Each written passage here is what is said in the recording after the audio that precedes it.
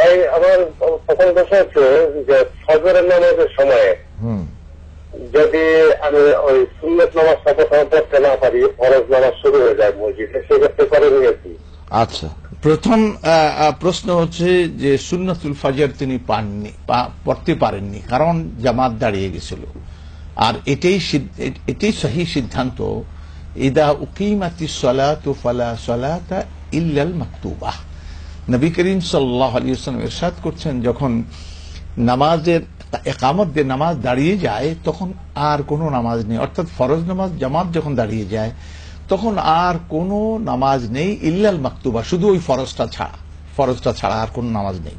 তাহলে ফজরের সুন্নত আমাদের দেশের লোকেরা পড়ে, এটা একবারে গালাত এবং গুনাহের কাজ হবে, শক্ত গুনাহ। নবী সাল্লাল্লাহু আলাইহি ওয়াসাল্লাম এই শিক্ষার সম্পূর্ণ বিপরীত। কোন মৌলবীরা এটা বলছেন আর এটার উপর চক্ষু বন্ধ করে আমরা চলতেছি।